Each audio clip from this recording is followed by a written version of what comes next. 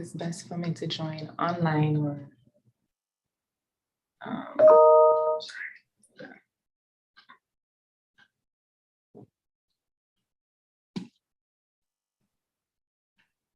live now.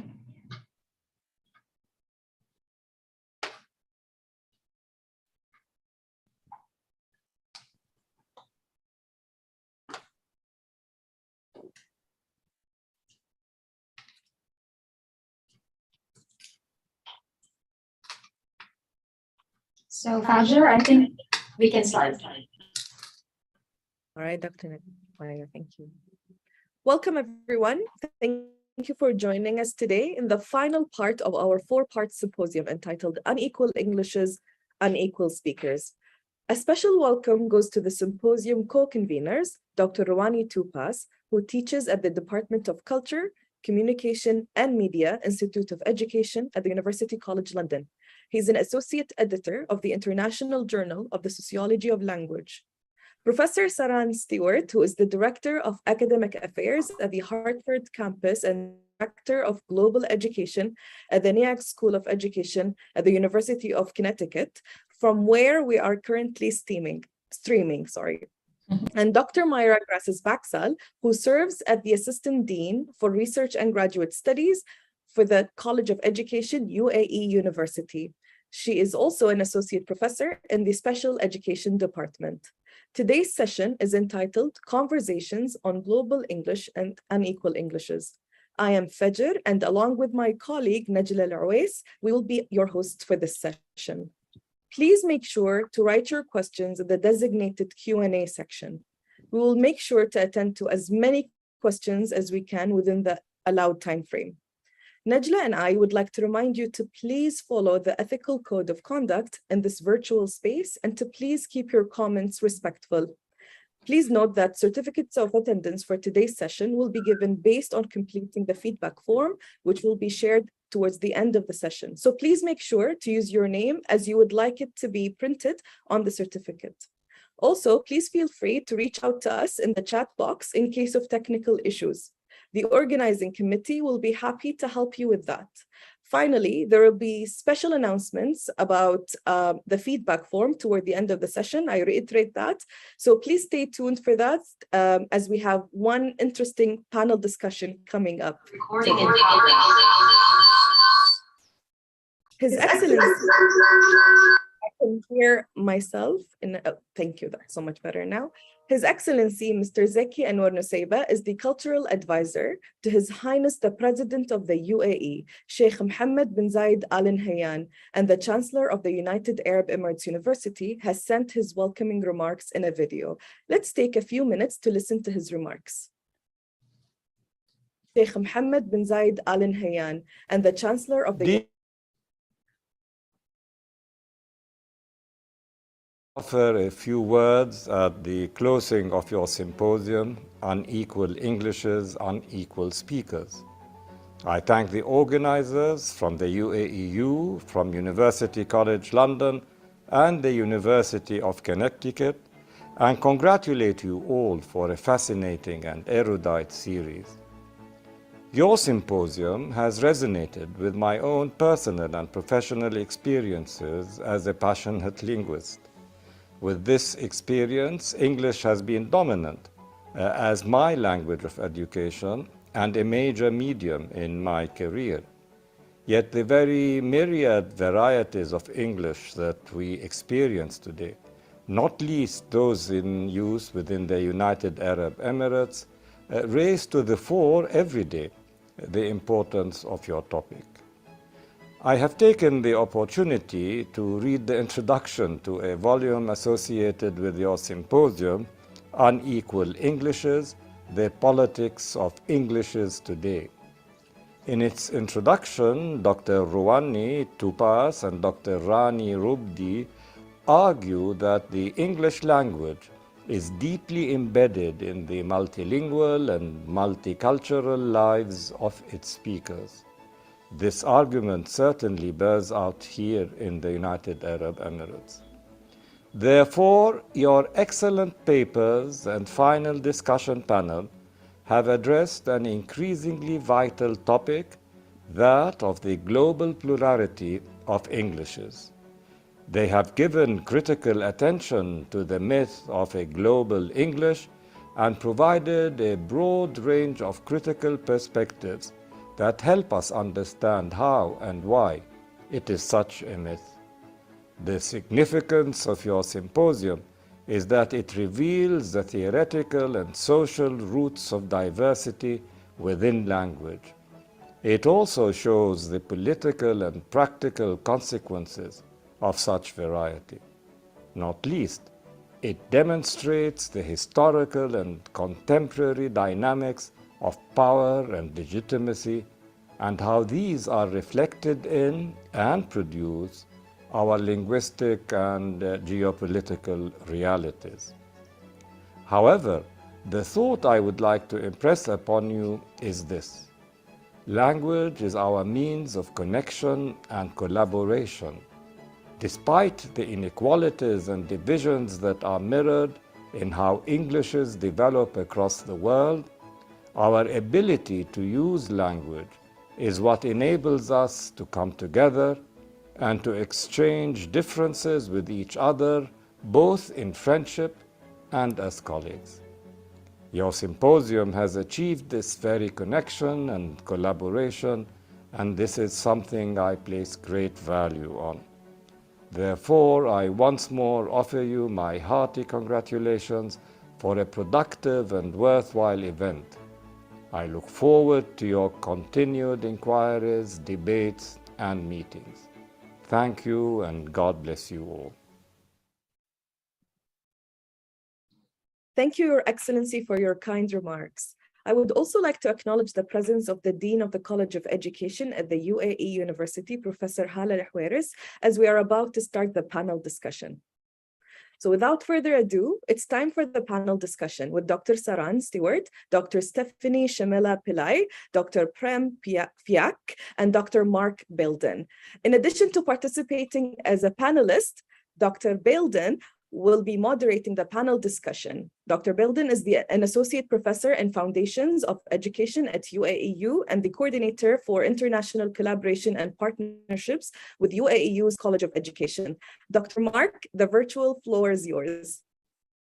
Thank you, Fajr, for the nice introduction. And good evening, good afternoon, and good morning, depending on where everyone is. But it's really a pleasure to be able to moderate this session. And before we start, I'd just like to thank the organizers, Dr. Myra, Dr. Rouhani, and Dr. Saran for this symposium. This has really been just a tremendous opportunity, I think, for all of us to learn with and from each other. And I'm not sure how many in the audience have attended all 4 sessions, but each session was just incredible and just very rich and thought-provoking. And so we hope that this evening's panel discussion will be likewise, I think. So I just wanted to say that the symposium, I think, has really been very broad-ranging in terms of focusing on issues of gender, social class, ideology, the power dynamics of colonialism and capitalism, and globalization as well, and is really focused on the ways these different sort of inequalities shape language use, language education, and really looking at unequal Englishes in both theory and classroom practice. I think one of the great things about the previous sessions was that they were theoretically incredibly rich, but there was tremendous practical applications, I think, that really helps us think about how we might teach some of these issues in classrooms, regardless of what I think subject matter we're teaching and what age our students are. So I'd just like to thank the conveners and also thank the participants in the audience for their participation in this symposium. So without further ado, I'd like to introduce the panelists, and I will pull up their bios here. And the first panelist is Dr. Prem Fiak from the Chinese University of Hong Kong. Dr. Prem is a critical applied linguist He teaches at the Chinese University of Hong Kong. His research areas cover language policy, language ideology, multilingualism, social justice, and transformative practices. He has authored a book and has co-edited 2 books and published several papers in different journals. His scholarship is informed by his collaborative engagement with the communities of teachers and indigenous and minority peoples. So welcome, Dr. Prem. I'll introduce all 3 panelists first, and then I'll invite each of you to share a little bit about your research and work. The second panelist is Dr. Stephanie Shamila Pillay. She is a professor at the Faculty of Languages and Linguistics at the University Malaya. Her areas of research include varieties of English and language education, policy, and the use of different Englishes in multilingual contexts. She's also been working on the documentation and revitalization of Malacca Portuguese, an endangered language in Malaysia, and she's looked at different varieties of English in Malaysia. Stephanie has also been actively involved in capacity building workshops on language documentation, academic leadership, and research training. And so welcome to Dr. Stephanie. And the third panelist is Dr. Saran Stewart. Dr. Stewart is the Director of Academic Affairs at the Hartford campus and Director of Global Education at the Naig School of Education, University of Connecticut. She also serves as an Associate Professor for Higher Education and Student Affairs. Her areas of expertise include critical and inclusive pedagogy, post-colonial theories in education, access and equity, and decolonizing research methodologies. I will mainly be the moderator, although I think I'm listed as a panelist. This is a little bit outside of my area of work, but I do focus on global citizenship education, global education, and have used decolonizing perspectives and other critical theories in that work. And I also focus on critical literacies, and lately I've been looking at climate change denial and looking at some of the discourses, framings, uses of language, kind of the stories we live by. I've been drawing on eco-linguistics, for example. So I'm sort of tangentially, I think, involved in some similar work, perhaps. So I'll try to add in where I can, but mainly I'd like to moderate the discussion, and I'm really hoping that this can be a free-flowing discussion. I invited the speakers as well as the conveners to contribute some questions, and so I'll start with some questions along with my own. But also I'd like to encourage the audience to just raise questions as we go along, and again, we'll be happy to respond to those questions. And I think this is intended to be a fairly open and sort of free-flowing conversation. And so I think let's begin.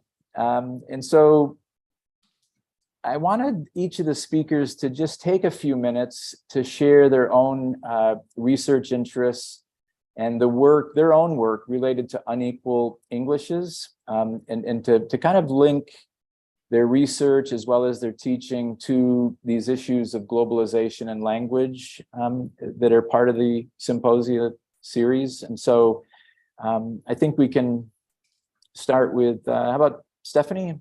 Would you like to start? Just share your work. And I, by the way, I've had a chance to skim some of the work that all 3 of you have done, and it's really just fascinating. And I'd like to really encourage the audience to make sure they connect with the literature that the 3 scholars are producing, because I think it's very insightful and I think very rich in terms of theory as well as practice. All 3 are concerned about everyday, classroom practice and language usage in society. So I will start with Dr. Stephanie talking a little bit about her research. Thank you. Thank you so much, Mark, and thank you very much to the organizing team for having me here. It's nice to meet everyone virtually. So yeah, my work, I don't really call it unequal Englishes, but I guess as a first language speaker of English, I've always been on the other side of being not equal to other first language speakers, if you know what I mean. So personally, it's been a journey for me as well. But in terms of my work, I've been working a lot on the Malaysian variety of English, but my main concern is language use in multilingual context. So maybe when I was a younger my green days, salad days, as someone famous put it, I didn't, I was so focused on the variety per se, and but I was looking at the variety that I guess you could call fluent speakers of Malaysian English were speaking, because every time you mentioned Malaysian English, it was always Manglish, or so-called Manglish, as someone called it. It was always seen very negatively. So that was my concern. But then I realized more and more that, hang on a minute, we all speak more than at least 2 languages. So the English that we speak or we learn cannot be just looked at on its own. So that's been my main concern throughout the I guess the later part of my career, and even with Malacca Portuguese, which is being replaced by a variety of English by the Malacca Portuguese children in particular. It's really of interest to me because, again, looking at the work that Ronnie's done, that unequal English is really driven home with those kids who are already in a minority community. So that's where I'm coming from. I guess I'm trying to understand the dynamics of, who sets these rules that we should all speak a proper English or a good English, as some people in Malaysia would say, and the rest of the Englishes are just basically put at the back burner. But it's not just the variety, isn't it? It's the speakers as well. So in terms of my work, I try to connect policy with what's happening on the ground. So recently, with a couple of colleagues, we wrote a paper in a journal called Advances in Southeast Asian Studies, and we talked about the stance that we kind of, from a discourse point of view, we looked at newspapers over the last 20 years, looking at how people were talking about languages, and still, up to today, English is given so much prominence, to the detriment sometimes of even the national language and, of course, all the minority languages. So maybe I'll stop here first, Mark, and otherwise, you know how it's like with academics, and you get us talking. Yeah, I think what was interesting too about your work is, you really look at how unequal English is sort of permeated even the home. And especially in terms of, young people, and just sort of that loss of heritage and culture and language in terms of the Malacca Portuguese community, for example. So I found that really interesting, that, it sort of permeates, I think, every level of society that we look at. Yeah, so thank you. Dr. Prem, would you like to go next? Oh, thank you.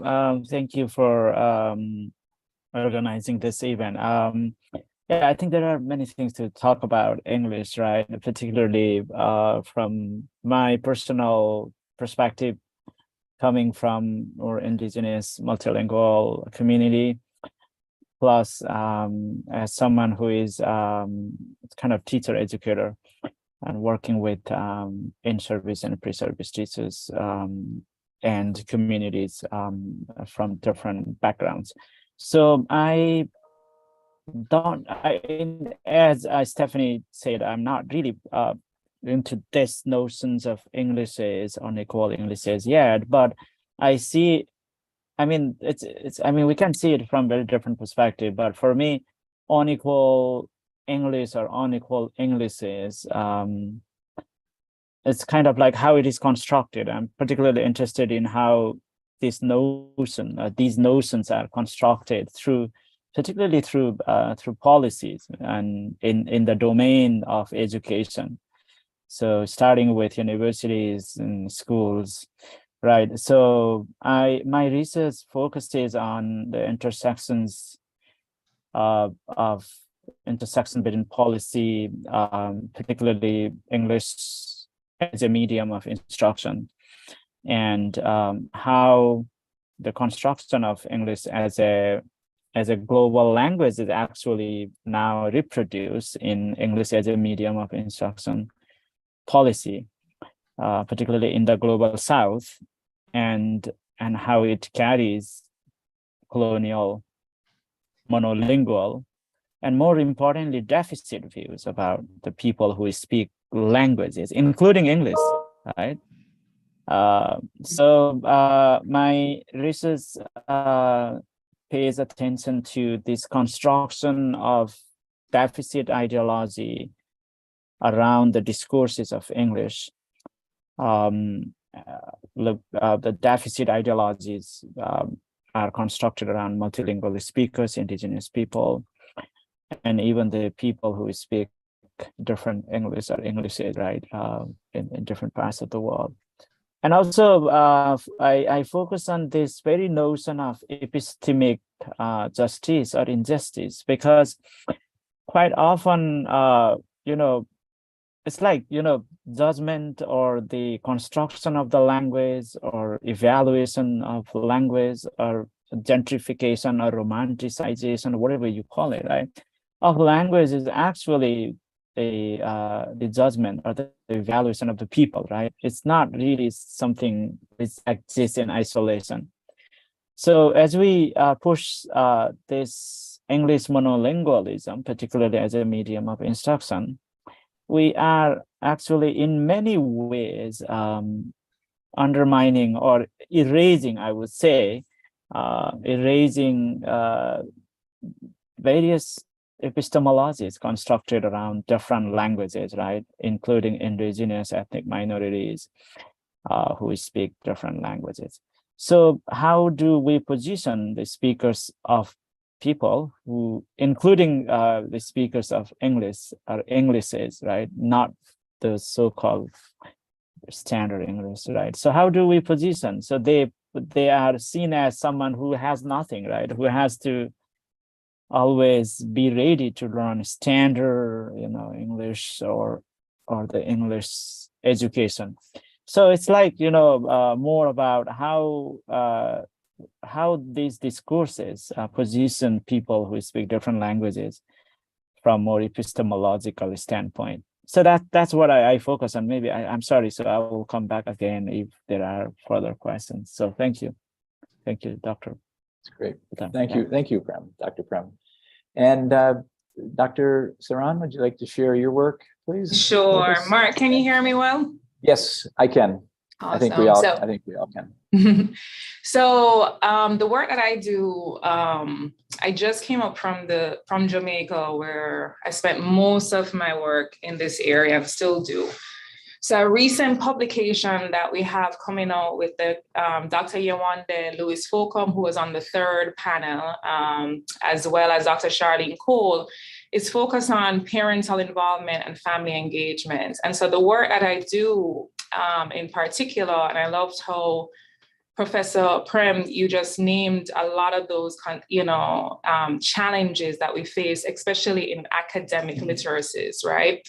When there are really second language learners in these Creole-based forms of English. So throughout the Caribbean region in particular, really the emphasis for my work was truly prefacing indigenous ways of language formations and putting them within the standardized publications, right? So prefacing them in our interview protocols, interviewing of our participants, as well as teaching higher education, predominantly first generation students who are typically marginalized within societies, how to really leverage, use, and preface their Jamaican Creole, right? And so in many ways, what the University of the West Indies really afforded us was a Jamaican language unit to help us to be able to document these processes within dissertations, within thesis, within journal publications, so that they are no longer rendered at the peripheries of epistemic violence, right? So in the work that we try to do, or the work that colleagues and I have been doing around decolonizing methodologies, is by demonstrating how our language should not be kept within or on the continuous peripheries of knowing and of learning. So that's one aspect of the research. I think the other aspect of the research around unequal Englishes is absolutely correct with the other two panelists just stated. It is where academic English is a different form of English, and it has a hierarchy built within that. And so some of the nuances about working within or at the teaching within diverse contexts, bringing about equity and inclusion, is also looking at how to truly put at the forefront students' understanding of their own writing, their own ways of their own versions of English. Now, there's two angles I've always taken with that, which is in research methods types of work. And I think this is critical because oftentimes the ways in which we teach in higher education as academicians, training the next generation, is that they should leave parts of who they are and how they have their first language spoken in the homes and leave them at the doors outside of the academy, which further just re-emphasizes this sense of the imposter syndrome that we often talk about within the academy. So many times creating, syllabus, creating different research methodologies that honors Indigenous ways of knowing, but also Indigenous languages, and navigating how to do that within the currency of academia, which are our publications, dissertations, and thesis. So I work predominantly at the higher ed level, both in preparing the next generation of academicians, but also previously in Jamaica in preparing the next pre-service teachers and in-service teachers through research, and how to really, to be quite honest with you, be unapologetic about Creole languages and use them within the classroom spaces. That's great. Thank you. Thank you, Dr. Saran. So I think the first question that comes to mind, I think, based on what each of you shared, is a very practical question. And I think it involves, if we think about the Chancellor's remarks, he talked about the role of language in terms of bringing people together, in terms of collaboration, in terms of sort of this exchange of ideas and so on, that enables us to kind of recognize our differences as well. And so I'm wondering how to sort of work with that, as well as, the work around Indigenous and minority languages, that many of which are, becoming endangered, and are really marginalized, and sort of honoring where students are coming from and their own languages. So I guess, in academic settings, whether it's at the university setting or at, primary or secondary setting in schools, and I know that, you've all done work in schools at different levels.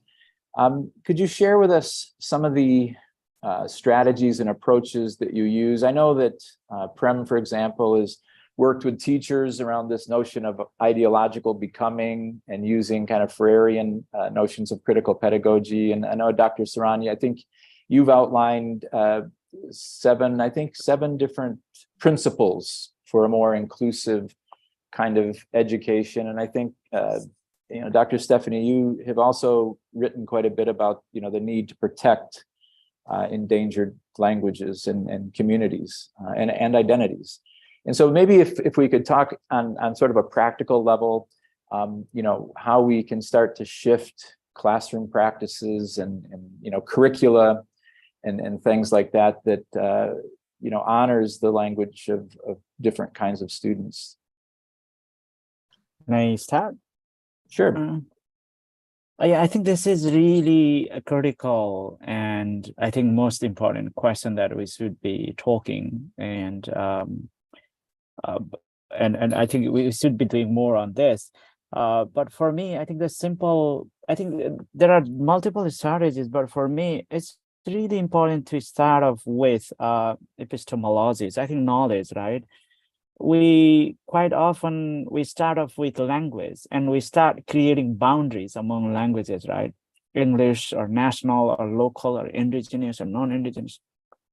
But when we start off with knowledge, I think we value people, right? And each individual or each student has different set of values, languages, culture, and epistemologies. Indigenous students, they have very different. The way I conceptualize the world, I understand the world around me may be different from, the other students conceptualize. So I think the first thing is we need to really keep epistemology at the center of understanding our worlds, including academia, right? So whose knowledge is represented, right? Whose ways of knowing are valued or recognized. So, and that question will lead us to see each individual as an epistemic subject, right? Not really someone who is very docile or who is ready to be taught, for example, right? But for me, I think it's really important to recognize the fact that each individual, each community is a storehouse of knowledge, right? We haven't been actually able to explore that. And as my colleagues mentioned before, it's really important to decolonize. I think there are different models of decolonization, but questioning yourself is a form of decolonization, right? And finding out the alternatives. Yeah, I think for me, one form of doing decolonization is doing more like participatory action research as a teacher educator or someone who works at the higher education. So how do we get into communities and schools and have more critical discussion with teachers? So there is always, for me, I see there is lack of critical discussion with teachers, for example, between the critical discussion between, I would say dialogue between teachers, the community of teachers, and the researchers or professors, right? So there are different models, and one model that I find useful, and I'm working on this, is participatory action research. That's where teachers see themselves as change agents. So they can do something, they can change something in the classroom, but quite often they need a lot of support, particularly not always like the designing activities and action, but they need ideological support, right? That's why I use the term, this ideological becoming, right? So that sense of awareness, sense of recognition to diversity that we haven't been able to capitalize in English language education in general, or English language teaching in different world contexts, for example.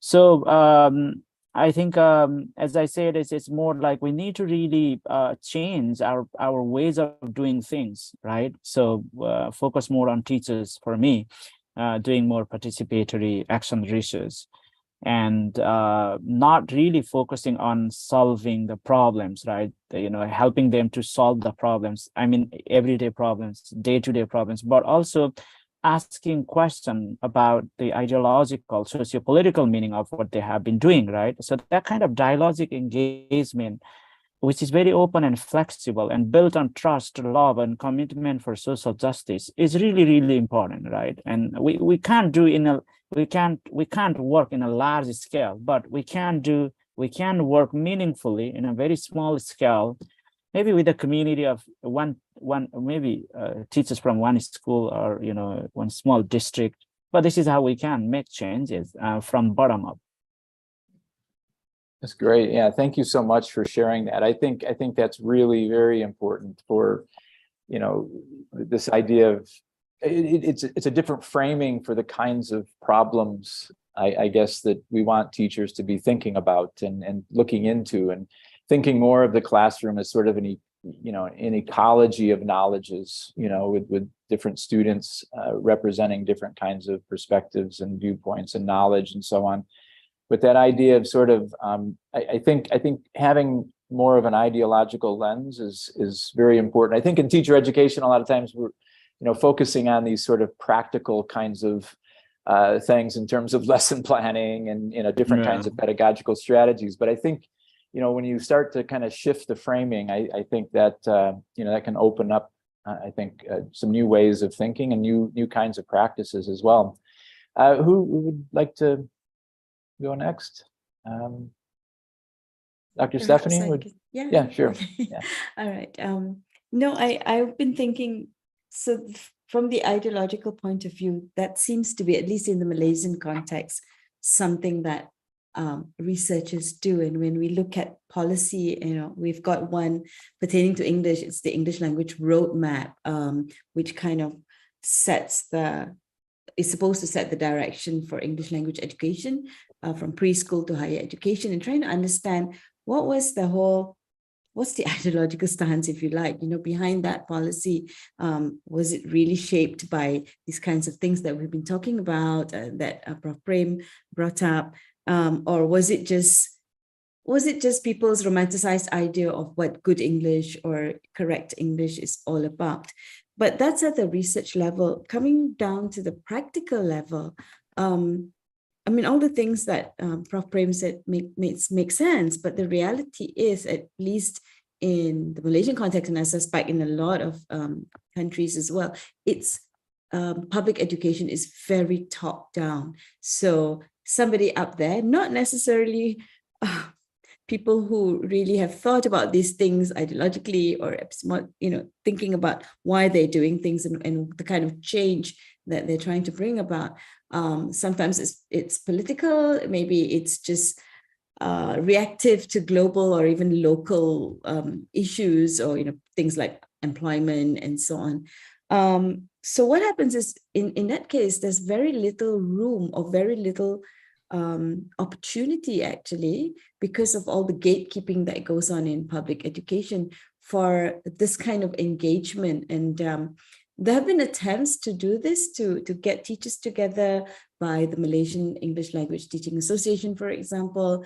But it kind of like, everybody gets so excited, we talk about it, we know we want to go back and do it, and then everybody gets back to the day-to-day routine. So that's the reality of it. Where we can make a difference.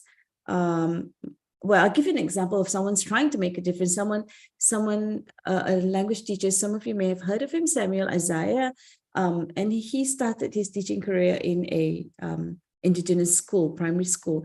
And there are a lot of issues with that school, talk about opportunities and talk about the kind of discrimination that goes on. But he really tried to make a change with his students, taking on their local wisdom, taking on their local practices. So, and he really did make a difference. But at the end of the day, the kind of top-down policies, from the ministry level right down to the school atmosphere, unfortunately, unfortunately, because he left school, but now he's with a group of people, or he's with another person, and they've been doing some great things. So I like to go back to Prof. Prem said, make small changes, and that hopefully can cascade. And because he realized that at the school level, so talking about, and he said he's an English teacher, right? He was teaching English.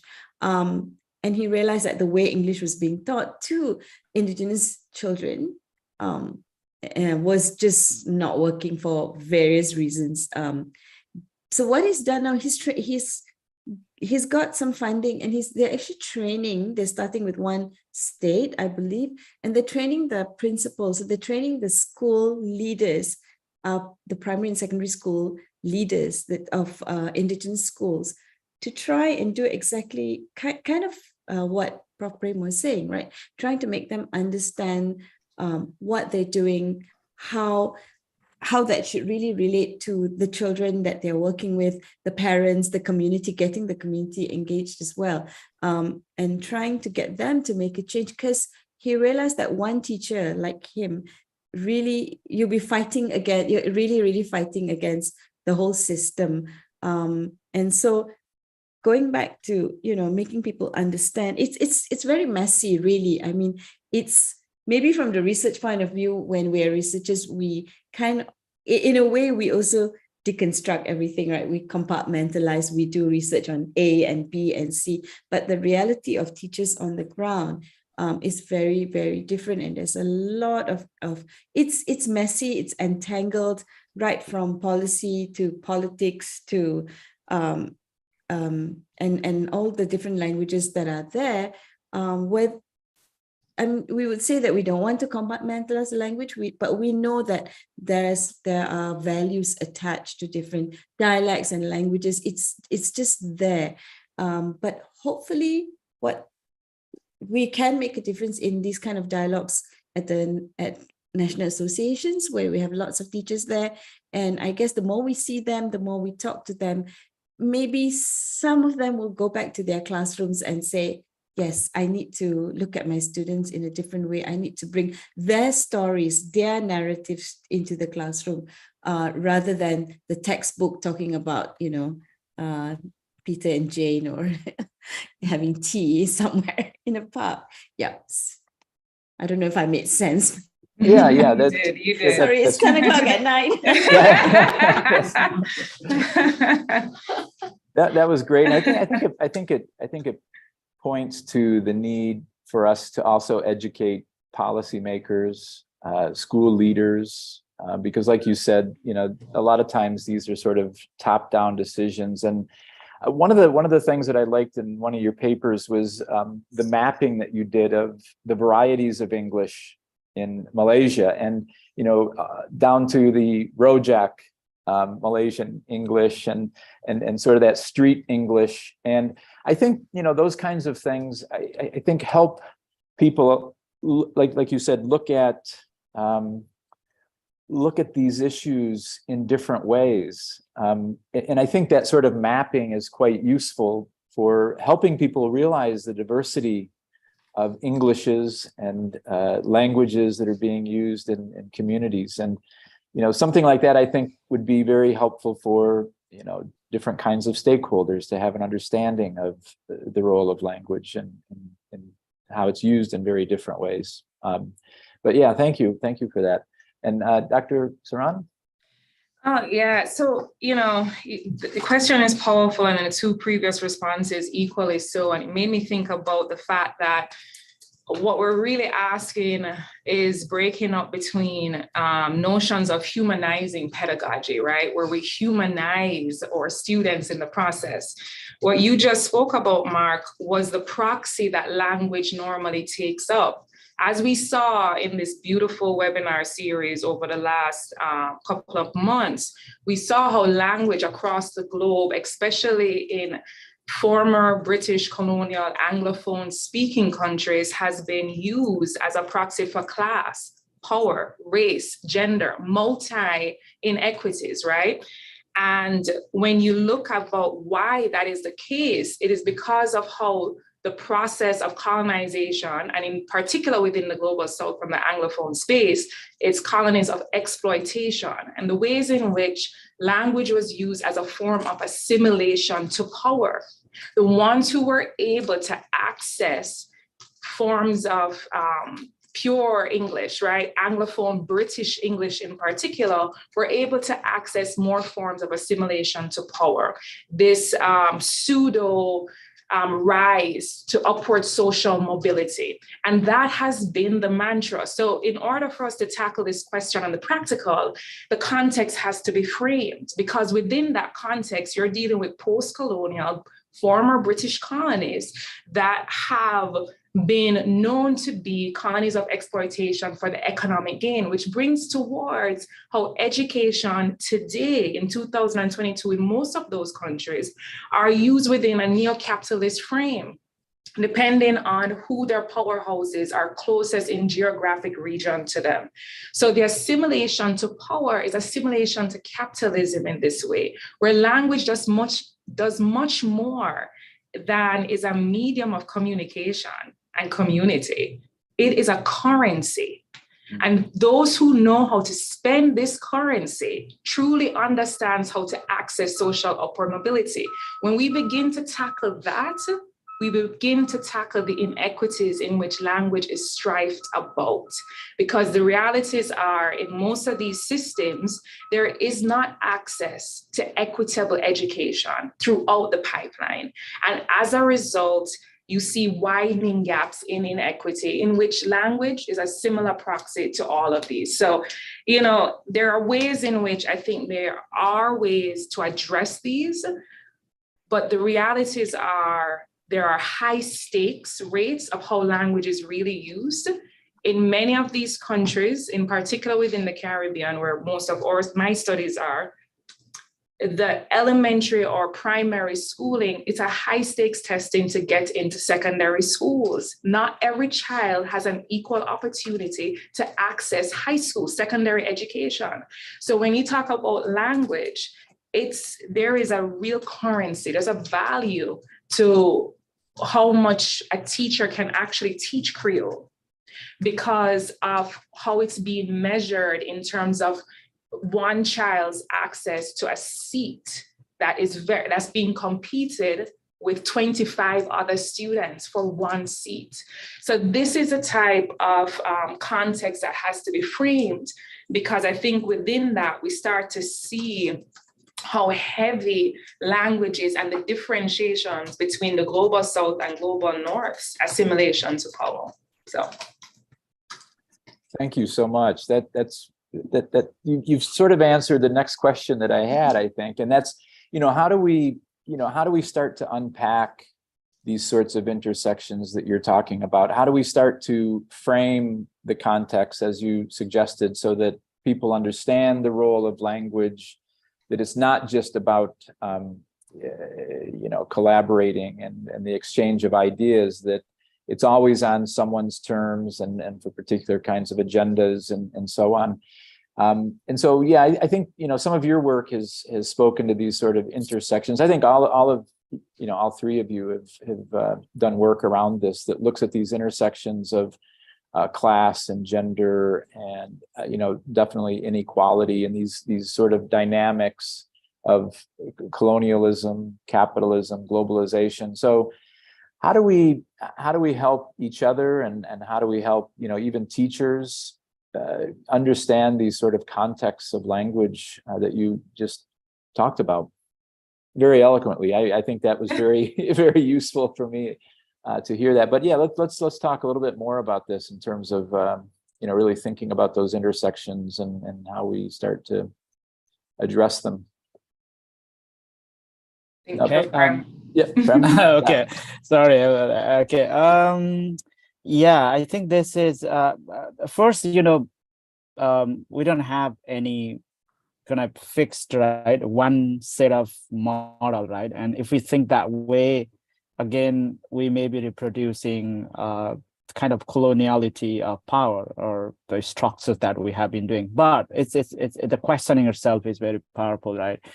And the first thing for me is, this sometimes, like, I think sometimes, like, more critically and see how do we frame education or schooling, right? So in many ways, like, we see we are narrowly defining schooling, right? The way schooling or education as schooling, but education exists beyond the schools or universities, and the learning happens in the community, and mostly for me. So I think we need to really shift from all these, structural barriers. And of course, I would say that it's not. I sound maybe radical, but it's what is fact is, what are we doing? So we are doing for communities, and if we are doing for communities, we really need to think about, bridging the gap between the existing gap between universities, schools, and communities. So for me, we need to start working with communities, and the communities of indigenous people, communities of marginalized people, communities of teachers, communities of youth, and communities of artists, communities of activists, communities of workers, because there is a huge community beyond who have very kind of significant sets of knowledge to contribute to make the world better than what we have been doing within the university and school system, right? And at some point, right, I think that, oh my God, so what are we doing, right? So we've been talking about all those things, but the things are not really changing. It takes really time. So then maybe I think we really, there are some initiatives actually in the global south of Southern America where they are thinking about community universities, right? Not necessarily universities like the one that we have reimagined in the neoliberal capitalist economy, right? So, but thinking about community universities where the communities have roles to play, and each and everyone has roles and recognized as epistemic subject and contributes to the betterment of the society, including climate change, poverty, inequalities, and linguistic injustice. All these are critical. So for me, I think it's very, practically speaking, we need to start off with communities, and professors like us, researchers, should be found in the communities, not always in our tables doing all these coding, analyzing, writing papers, and counting citations and metrics, rigged metric system, right? I should say, and I'm sorry about that, but you know, we always think about these high tier journals and international journals and conferences, keynotes, all those things. But we really need to start off with how to engage communities first, right? I think that is where we have been doing, but there is no really concentrated efforts that we have been able to maybe convince to our institutions or convince to the communities. There is a huge mistrust between communities and institutions in many ways, I would say, because we have created coloniality of power. You know, even if we say that, okay, I believe in transformation, I believe in inequalities, equities and social justice, and I always resist inequalities, linguistic inequalities, unequal Englishes. But what happened is, you know, when we carry this, our own body, right, the way we talk, the way we speak, and the capital that we have as perceived in our society, itself creates power relations. And I have really interesting experience. When I was doing research with my own community, I felt that, okay, I am insider, but not because the way I talk, the way I wear my dresses and the way they perceive me, it's so powerful.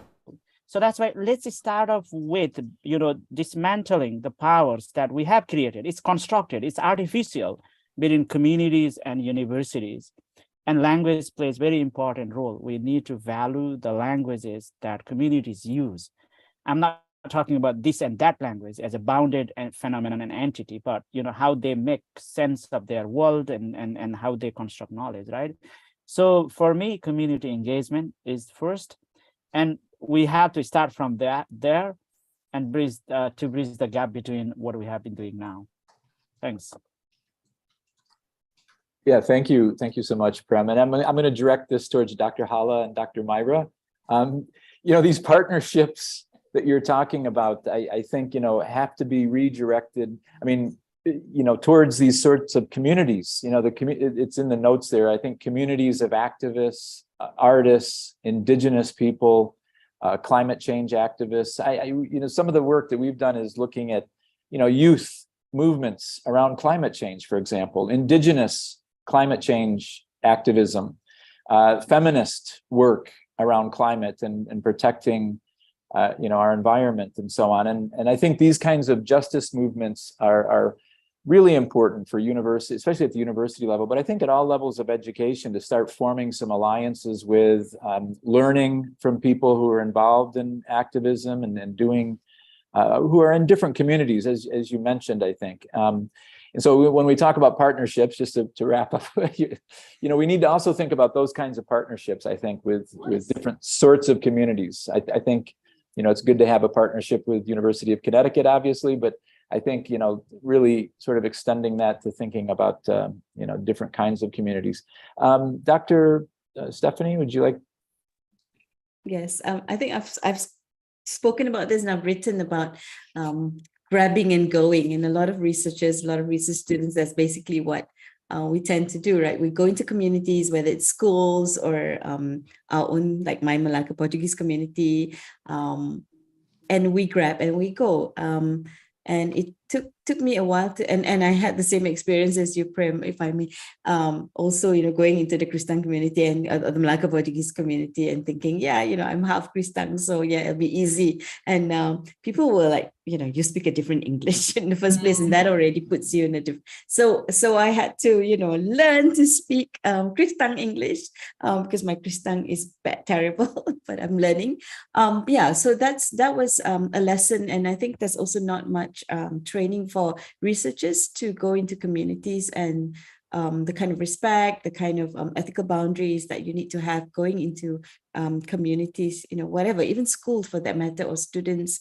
So I've talked about grabbing and going actually, and going against that, and kind of having a more circular way of doing your research where you work with the community. So it's not knowledge transfer, but it's knowledge sharing, because I have learned so much more about the linguistic properties of Kristang more than I ever could if I just did my own research.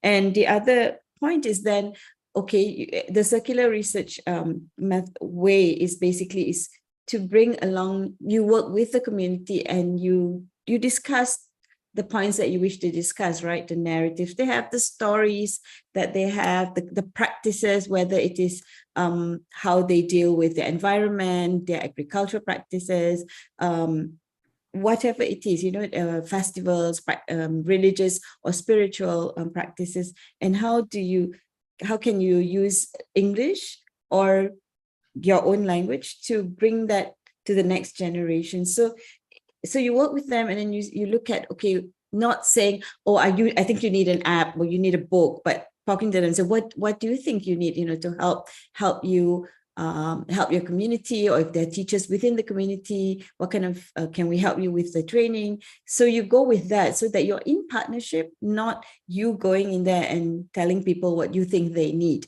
which sometimes is the case when university lecturers or academicians go into communities. So that's not doing grabbing and going off and publishing your paper or your thesis, but working with the community and always asking yourself, what are you going to do with the community? So in my case, it was like, we even did, because the economy of things is also important, right?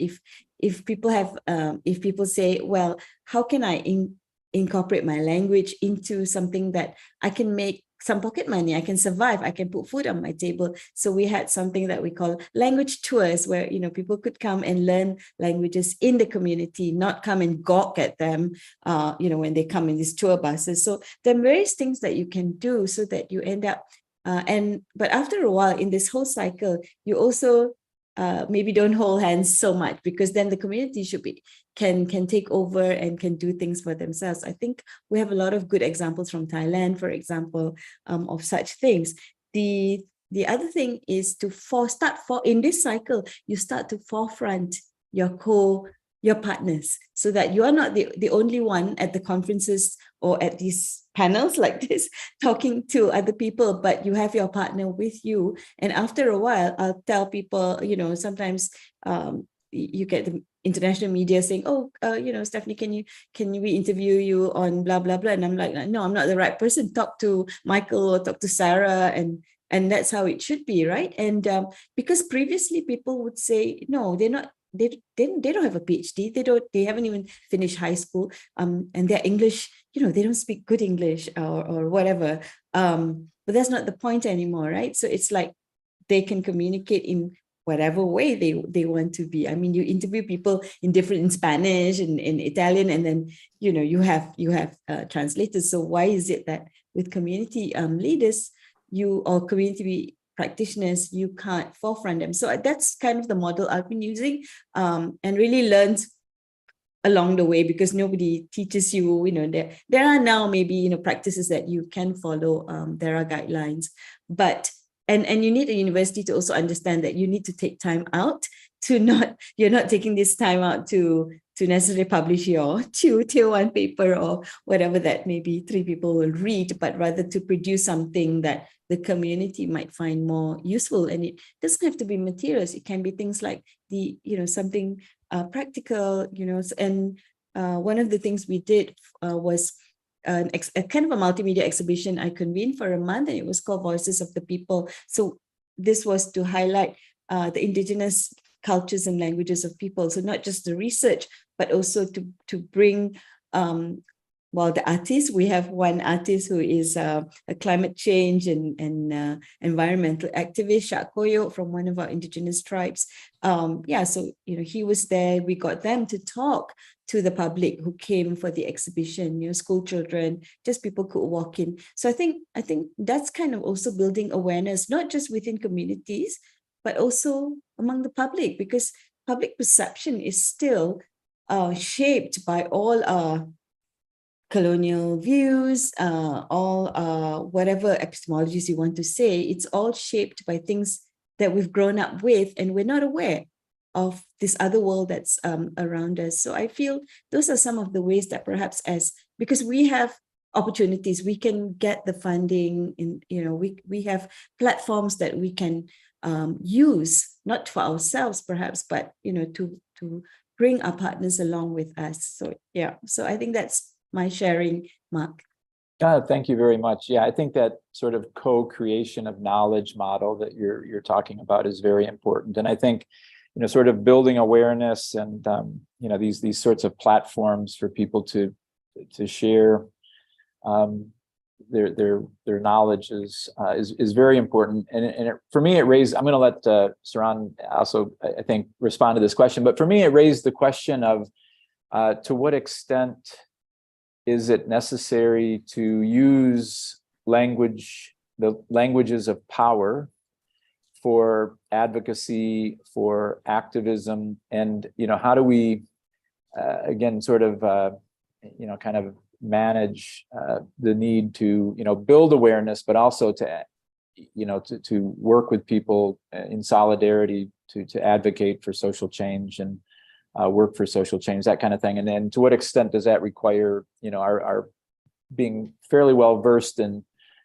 the language of power, I guess. But anyways, I'll let Dr. Saran, you can. Sure. I think so many things. I think one is I'm trying not to repeat my colleagues because I think they did that work very well in terms of the community is extremely important. I think that we have to do it within the context in which we are currently situated. And I say that in order to provide systemic change, you have to go at the systems themselves and the structures. These structures, and I think, Stephanie, you were just getting into it, and I was like, not in my head.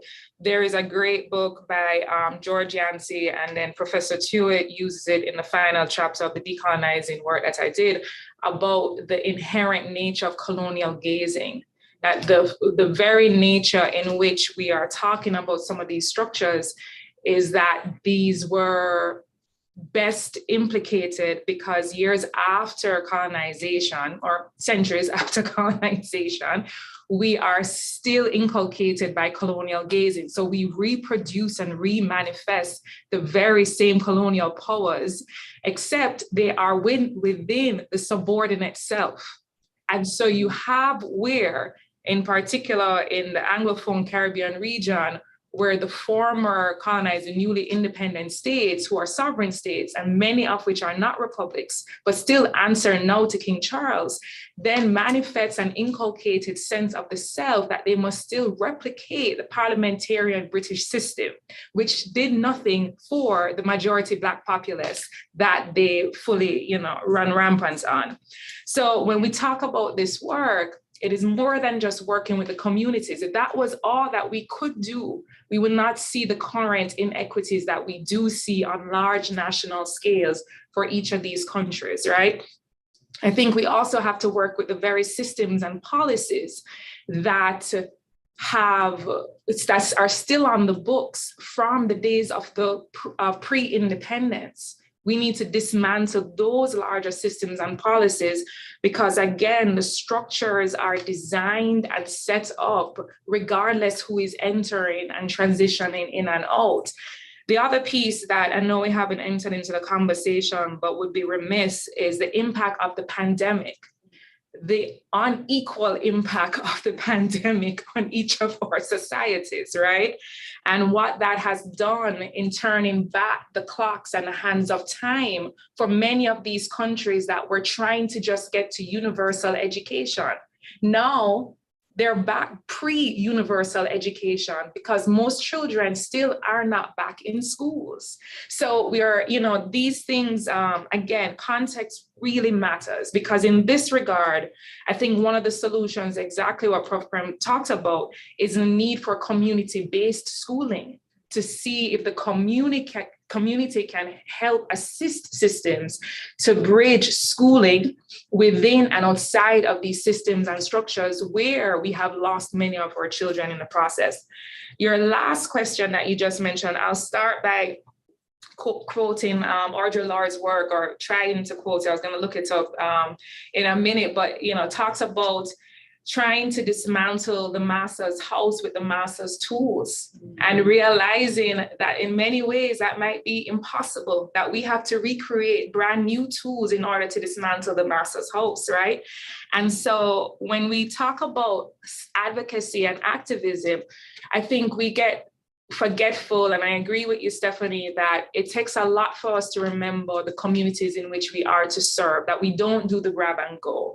And so I recall when I was doing my dissertation over a decade ago, I went to visit 79 schools, thinking that as a Jamaican, born and raised, no Jamaican Creole and all, fully treated as a knowledge elite outsider to the system, because there's so few of us that make it to higher ed in the first place. I had to teach classes in order to gain access, go back into the schools to relook at what their needs were. And then, as you're saying, rightfully so, really do that community-based work in order to provide real access to education, right? And true access to education. So I think in many ways, there are more tools today about scholar activism and the way in which we go about our praxis, right? And not for the recolonization of our participants, of our communities, but for the growth in which to learn with them. But I would always push that if we don't have a seat at the table to make some of these decisions, we continue to be receivers and consumers rather than become connoisseurs of what we need to be changing. So there is a real a both and complex that we do need to address the systems and the communities, because otherwise we're only working at community level. The system and structures remain intact, really not servicing the people and the communities they're intended to do. Thank you very much, all three of you, for your responses to that really important question. And I wanted to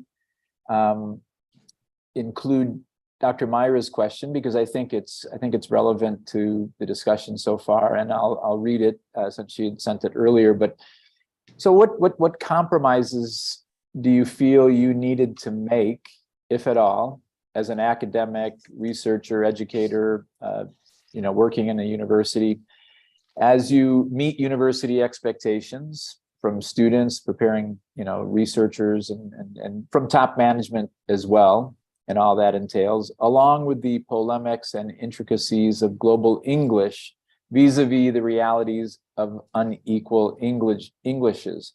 And so the question is, how do we navigate some of these tensions within a university system and as academics?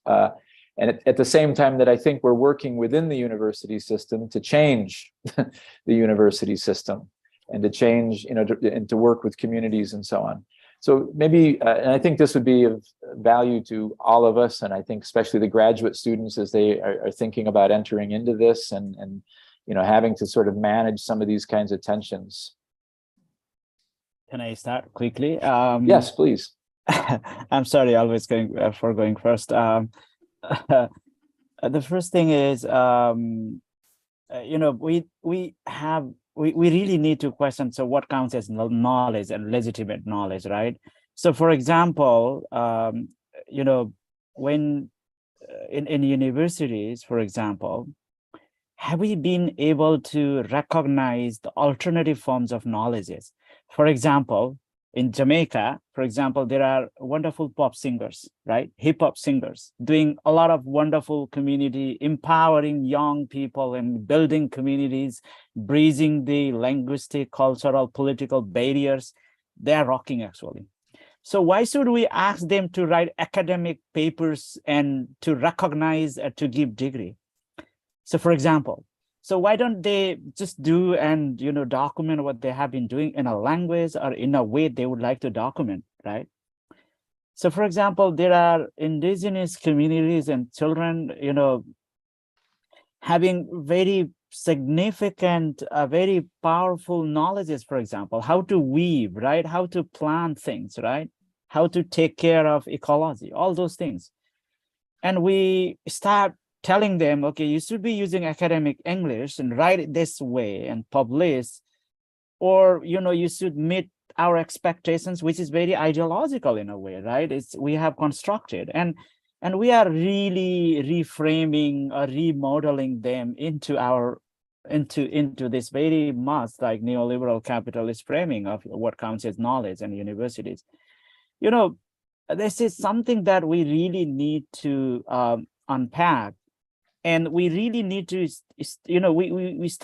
we need to value the alternative forms of knowledges. And I don't call it alternative. I'm very cautious in using this alternative, because why should we call them alternative? They are actually at the center of knowledge, right? So how communities build knowledge.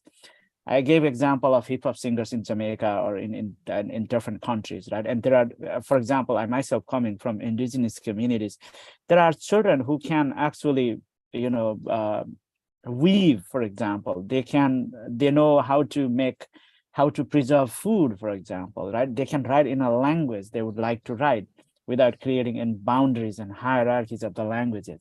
But when they come to universities, for example, and we ask them to write in academic English, right?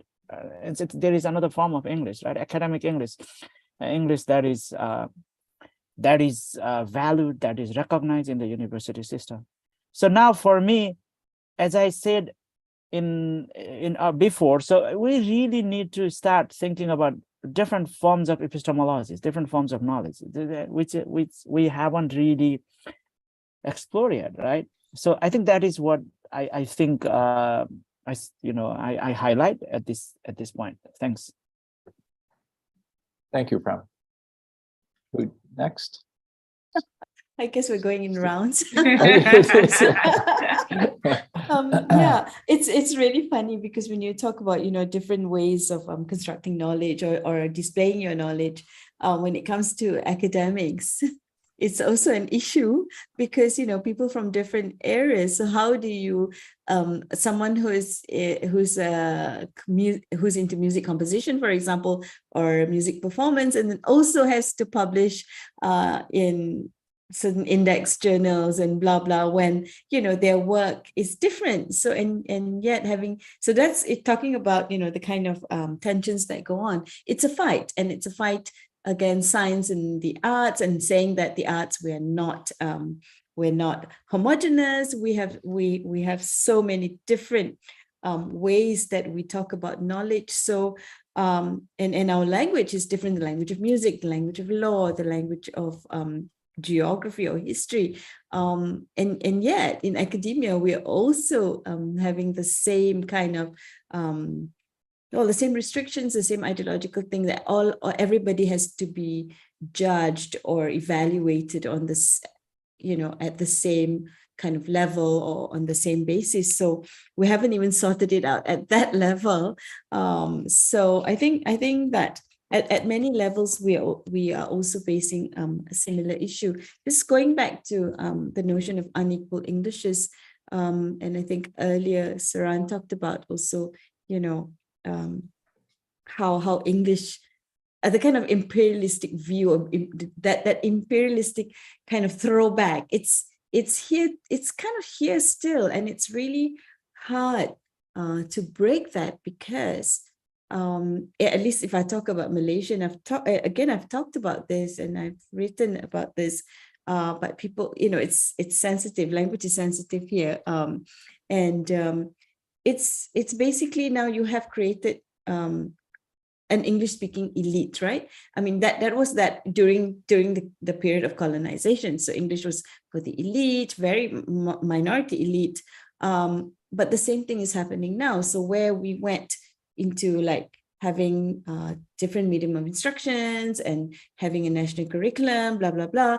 But then because of liberalization, because of trying to be the education hub in the Asian region, then you had to now, we've got to have private education, international education, which is mainly done in English, right? As the medium of instruction is English. So what's happened then is, when before it was not open to Malaysians, it was for the expatriate community, but then now it's open. So guess who attends these schools, right? If you have money, you can pay the fees. And so you're English educated, you have a different curriculum. So you have different, not just a different language now as your medium of instruction, you probably come from English speaking or bilingual homes, right? You come from urban areas, you now also have a different way of thinking because of the community that you are with in your school, and also because of the kind of, I guess the kind of ethos that your school might have. So now we've gone back to that whole cycle has not been broken. In fact, it's being perpetuated. And then you have gatekeeping at various levels, because now entry into you might finish high school, but then you can't get into good universities, or you can't. It was still like our students at public universities generally come from a lower income families, right? Who would again generally not be speaking fluent English, okay, or they don't come from English speaking backgrounds, and why should they? Okay, they would have learned English in school.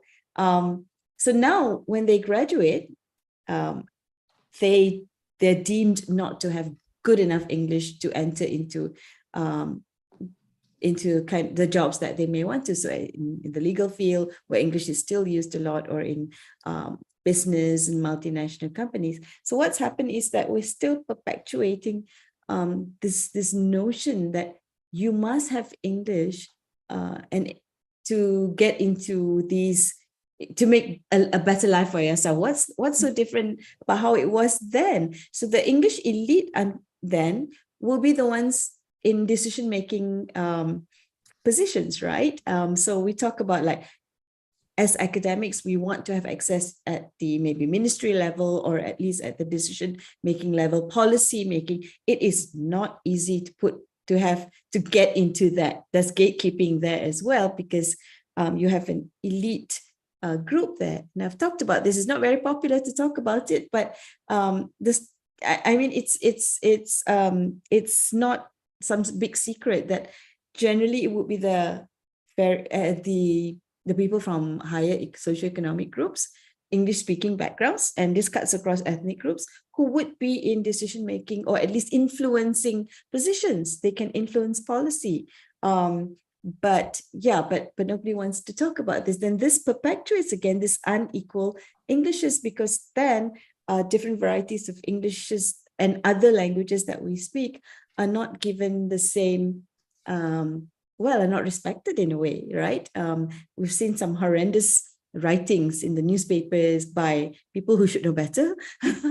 And when people are in positions like that say things like this, I just want to ask them, like, your children have grown up speaking English, and they generally will speak, they will also speak a more standard variety of English as well as a Malaysian variety. So you already have an age, and then you're talking about how, the English of teachers is terrible and but you're not looking at the whole context of where these teachers have come from, right?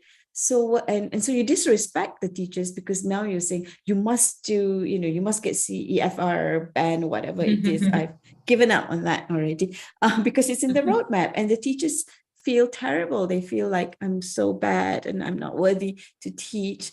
So that whole thing is perpetuated. And another thing is, in teacher education, I don't have a road in. I've got PhD students from teacher education who are teacher educators. But the thing is that in teacher education, it's there's nothing there that's helping the student teachers to see these things that we're talking about today. And I think that's such an important part of their education. Because if we don't, at least, we say we can't tackle the whole world's problems, but at least here, if the teachers who are going to go out into schools and public schools, should they not then have these conversations at that level? Because then maybe they can start thinking for themselves and think about how they would put all these into practice. So yeah, okay, getting a bit passionate here. I think it's because it's late. Well, let's Saran, would you like to sure final I love few that, words here? Stephanie. Yeah. There's a lot of synergy between the Jamaican teachers and education system and Malaysian as well. So I love that. So I'll go back to Myra's question in terms of how do we navigate these tensions and the compromises that we often have to think through as well. Absolutely. I think one of the things is that as academics, we sit in a different space. It is a space of privilege. We have to really acknowledge that power and privilege and our complicitness in replicating the very system that we're trying to dismantle, right? That takes quite a bit of headache and work. And I think that's why it's not taken up very much in the academy, to be quite honest with you, because you're constantly wrestling with the self and you're positioning within the self doing this work, right? And I would argue it's also a lot easier for upward mobility in the upper echelons of academia when you're not trying to do this work. You're not trying to go back to the communities. You're not trying to figure out how is my research directly impacting my communities, right? And so I always preface that there's a significant amount of self-work needed. I currently teach a course called Critical Race Theory in Higher Education with Professor Frank Tuit, who is one of our vice presidents for the university.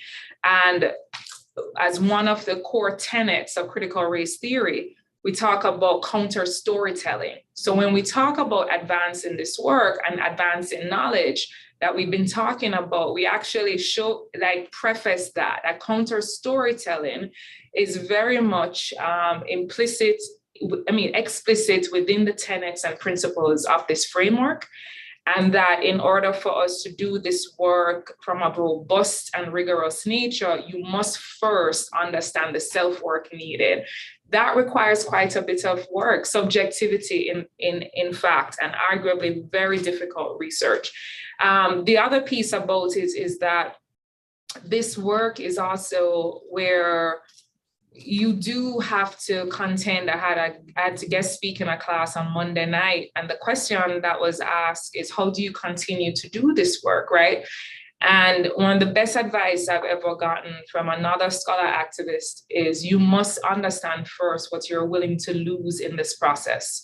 And at some point, I think all of us have to come to that point in our own selves, because oftentimes academia will only take us so far with the type of critical scholarship that we really want to do and the communities that we really want to serve.